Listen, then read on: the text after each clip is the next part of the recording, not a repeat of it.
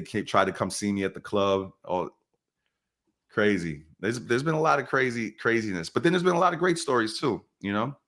Yeah, bro. Yeah. I can only imagine. It's Yeah.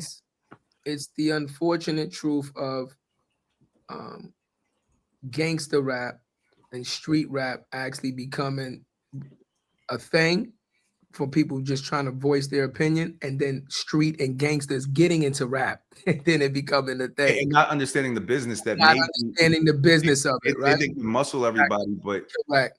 you know Correct. that makes the whole industry not want to rock with you. You know what I'm Right. saying? Yeah, they think they can just bully their way in and bully their way through every situation when they don't realize all you're gonna do is just get yourself blacklisted and jaded. Nobody's gonna want to deal with you. And then once one person that has notoriety said you're hard to deal with, or this is what you're trying to do, the kite goes up and nobody's gonna want to deal with you. Yo, I don't know if y'all noticed, I was the first person to leak 50 Cent How to Rob, because I was an intern at Columbia Records back then. I think it's on the internet.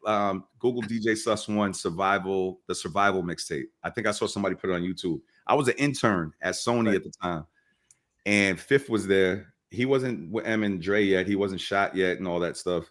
Yeah. He was signed to Trackmasters Columbia. So I saw him up there. And one time, you know, back then, Clue is a movie. Clue is the biggest thing in the streets. So what's popular in the mixtapes is the exclusives. Right. I'm a young DJ just trying to get exclusives. Now, back then, when I'm an intern at Sony, they would send me the dub music on cassette tapes or whatever and bring it back or give it to people. So I would get songs before you know, I would get the songs early. You know what I'm saying? I had unreleased versions of songs from Lauryn Hill's first Miseducation Lauryn Hill album, because she was back then, had all types of stuff. So rest in peace to my boy Ron Archer, who used to work over there. He gave me, because he was around from my way in 914, he gave me the 50 Cent How to Rob. 50 didn't know I had it though. And I remember, salute to 50, because 50's helped me in my career a little bit once or twice. But at this time, I didn't know 50. I was not aware of how street this dude was. He was in the streets. I was playing him exclusives that I had. And I played him this Jay-Z record from the Black Hand soundtrack. I don't know if y'all know anything about Queens and Chaz from Black Hand. Yeah. That's when he used to rock with them. I think that was his manager at the time. But I didn't know who that was. I didn't know anything. I just knew I had this exclusive, and I played it for him, thinking I'm showing off. Like, you know, I got a Jay-Z exclusive, because Jay-Z's a big deal at this point too.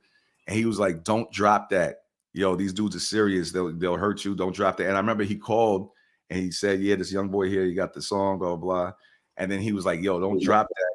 You know, these guys are serious." You know, he tried to warn me. So I was like, all right. Wow. And the only reason I did drop it, is because I went to Beach Street in Brooklyn. Shout out to Tracy, used to work at Beach Street in Brooklyn.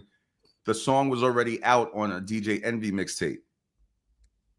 So it was already out, so that's why I dropped it. But Fifth didn't know I had that song, and I dropped How to Rob. It's the original version of How to Rob, because the one that actually got released was slightly different. He changed it up, but it's on YouTube. I think I saw somebody put it up, if you could find it. And I remember I saw 50 years after that in Puerto Rico for the Mix Show Power Summit, and now he's with M and Dre. The whole story of him getting shot 9 times and all that happened. And Fifth, I don't know if you remember this story, but I remember I saw him, and he was with Sha Money. And I gave him a mix CD. And this is when I realized how business this is. He was like, Am I on this mixtape? And all I had was I don't know if you remember Missy Work It, and 50 had a remix to Work It. Yeah, and he was hot. I told him I got the Missy remix with you on it, but you know, I didn't have his other songs on the tape. So he turned around to Sha Money, shout to my brother Sha Money, and was like, "Why the fuck am I not on everybody's mixtapes?" And I was like, Fifth, I don't know if you remember, because I was gonna remind him of, you know, back then. And before I could finish the sentence, he was like, "I remember, nigga." Shit. Damn. I don't know if Fifth remembers that. But then I went to the studio, you know, years later, trying to put out that Champion record where Floyd Mayweather talked on it for me, and I chased Floyd Mayweather around Vegas for a couple of days, and I ran into him and Fifth.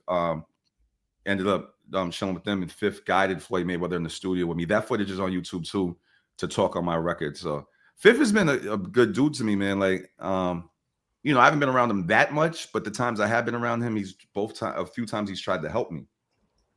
That's fine. And he definitely didn't whip my ass for leaking his record back then. I wonder if he remembers that. I got to bring that up as one thing. You got all of them. So like being in this realm of like the industry, like you said, with the celebrities, with those guys, with all different kinds of people, like how do you stay grounded? Because you're dealing with a lot of people, a lot of personalities all the time.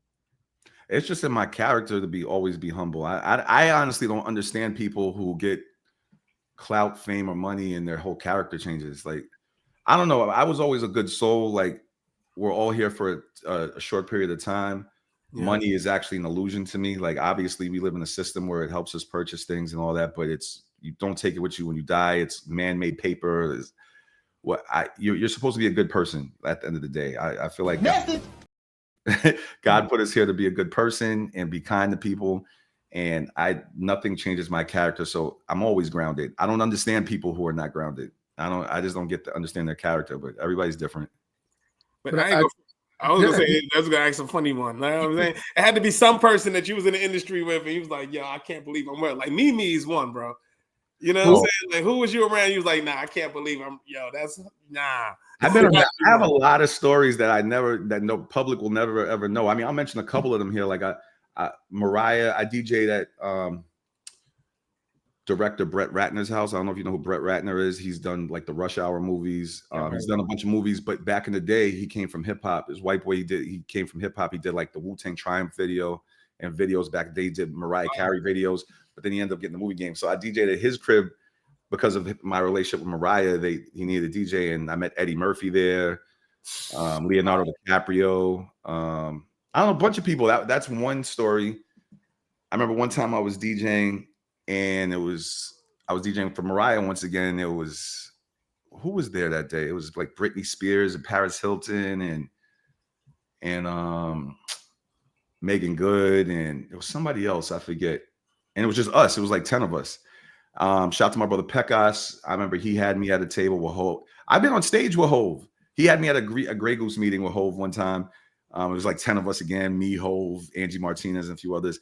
And I remember Hove, when the first year I DJ for Mariah, he has a record with her called Heartbreaker. He was on that song. And I remember I was backstage with Hove and Clue. And Hove was supposed to come out as a surprise guest, and he didn't remember the words because it was a while since he recorded it. And I guess that's not a record he performs like that. So when he got on stage and we was on stage, he just started going like this to the mic. He didn't even know the words, but his presence, the whole crowd went crazy. I have mad stories. I've been around a lot of